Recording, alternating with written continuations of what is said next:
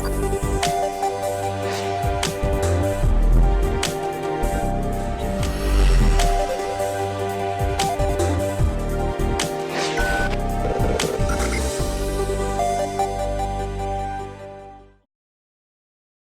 pessoal, tudo bem? Alunos do curso de Teoria Geral do Processo. Sou a professora Manoele Cola e nós estamos começando hoje o terceiro tema da sua apostila. Para me acompanhar, pegue sua apostila a partir da página 12. Nós vamos hoje até a 14 com esta aula, tudo bem? Então nós vamos estudar hoje garantias constitucionais do processo civil. A primeira ressalva que eu já quero deixar claro para vocês é que estas garantias que nós vamos estudar não são aplicáveis somente ao processo civil. São aplicáveis a qualquer processo. Processo penal, processo administrativo, processo do trabalho. Nós falamos na aula anterior que o processo civil ele tem uma aplicação subsidiária, basilar para as demais áreas do direito.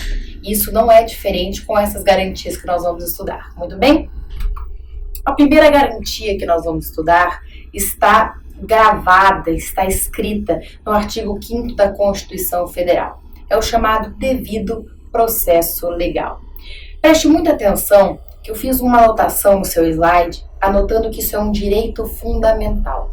Tudo que você encontrar dentro do artigo 5º da Constituição Federal, é por isso que ele é tão ovacionado, por isso que ele é tão trabalhado, é garantia fundamental, é direito fundamental. Tá, mas professor, o que isso significa?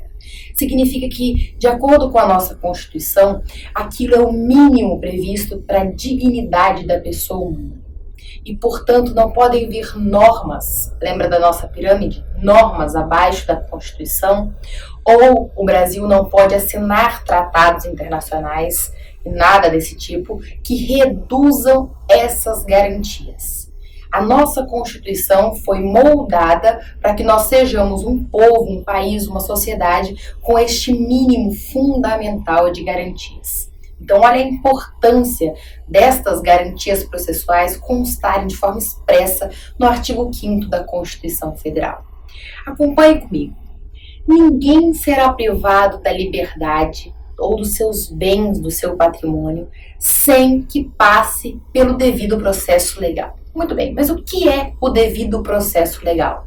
Nós falamos que o processo é uma cadeia, uma constante de procedimentos, de atos, que, ao final, objetiva dar ao cidadão, ao jurisdicionado, a melhor solução para aquele problema, para aquele caso conflituoso que ele levou para o judiciário. Se eu tenho um devido processo legal, significa que a lei fez uma previsão de que tem um processo com etapas exigidas, devidas e garantias e princípios e regras que têm que ser observados, sem o qual eu vou ter vícios, eu vou ter lacunas no meio deste processo e, ao final, o meu bolo pode não crescer, a minha decisão pode não ser justa, o direito entregue para aquele cidadão pode estar viciado, atrapalhado. Então é muito sério. Eu coloquei para vocês alguns exemplos no slide desse conjunto de garantias. O que eu tenho direito, então, no devido processo legal? Eu tenho direito de entrar com uma ação, tenho. E se entram com uma ação contra mim, eu tenho direito de me defender. Eu tenho direito para isso de utilizar um profissional, alguém técnico, que conheça do direito. Eu tenho direito a um advogado. Se eu não tenho condições de pagar, tenho direito à defensoria pública. Se eu não tenho condições de pagar as custas do processo, eu tenho direito à gratuidade judicial. Se eu tenho condições, é meu dever pagar as custas do processo. Eu tenho direito a produzir provas. Tenho direito a ser ouvido. A, de alguma forma, de todas as formas possíveis, influenciar a decisão do magistrado. Influenciar no bom sentido, não de maledicente, não algo malandro. Influenciar com o meu conteúdo, com a minha versão, com as provas que eu junto ao processo. É meu direito ter um devido processo legal. E veja, estamos falando aqui de processo civil, mas para que um réu seja condenado, para que uma pessoa seja considerada culpada de um crime, se ela não passar pelo devido processo legal, das duas uma. Ou eu terei, possivelmente, um inocente condenado, ou eu terei um culpado solto. Por quê? Porque a falha processual gera nulidade. E a nulidade pode acarretar uma prescrição. E ao invés de eu processar corretamente aquele réu, aquele autor de um crime, por causa de uma falha neste meio campo, neste processo, neste procedimento, ao final, uma nulidade coloca essa pessoa na rua. Então são duas coisas seríssimas. O culpado solto ou o inocente preso. Então, quando se fala em processo, procedimento, garantias constitucionais, eu estou falando da vida das pessoas, da sociedade como um todo e de cada um de nós enquanto possível autor de um crime ou possível acusado de um crime. Nenhum de nós está livre, certo? O objetivo, tá anotado aí no seu slide, acompanhe comigo, o objetivo do devido processo legal é que ao final eu não cometa, eu judiciário, eu sociedade, eu enquanto Estado, não cometa uma falha grave a ponto de cometer pelas mãos da justiça uma injustiça. E de toda natureza. Não só a injustiça do o condenado que era inocente ou o cidadão que foi solto, mas era culpado dentro do campo do processo penal. Uma injustiça daquele senhor que tinha um dinheiro para receber e morreu antes do processo acabar. Ah, mas a família dele vai receber, é verdade, mas e ele? Ele é o jurisdicionado. Ele recebeu? Houve justiça para ele? A dívida que ele cobrou, ele recebeu? Ele morreu antes. Então, quando eu falo nessas garantias, eu incluo aí celeridade. O processo precisa andar num tempo razoável, suficiente para que eu instrua o processo, para que eu atenda todo esse conjunto de garantias que nós estamos vendo, mas que a pessoa receba a prestação do Estado. Porque se ela não receber, é uma injustiça mascarada de justiça, certo? Próxima garantia que nós vamos ver é, dentro do devido processo legal, a distinção entre formal ou processual e substancial ou material. Quando eu falo em devido processo legal formal ou processual, eu estou falando do cumprimento das garantias mínimas, essas que nós conversamos. Tenho direito ao contraditório, tenho direito ao advogado, tenho direito de fazer minha defesa, eu tenho direito de apresentar provas, eu tenho direito de determinada velocidade no processo para que eu receba a prestação, não morra antes e fique sem. E quando eu falo em devido processo legal substancial ou material, eu já estou falando do conteúdo da decisão. Ao final, o magistrado, o juiz, o Estado, enquanto detentor do poder jurisdicional, precisa me entregar uma decisão razoável, precisa me entregar uma decisão proporcional. Isso vale para multas, penas de prisão, aplicação de juros e atualização monetária. Então é muito amplo o campo de alcance do devido processo legal. É uma coisa pontual. Onde você olhar dentro do processo, essa garantia alcança. Eu coloquei para vocês no slide aqui uma informação sobre o entendimento do STF. Quando eu falo em devido processo legal, a todo momento a gente pensa no judiciário. Automaticamente, o judiciário precisa cumprir o devido processo legal, porque ele tem garantias a atender para os cidadãos, e se ele não atender, comete injustiças de alguma natureza, ou injustiça porque a pessoa não recebeu no prazo, ou porque ela gastou muito mais com o processo do que esperava, ou porque realmente o entendimento não foi justo.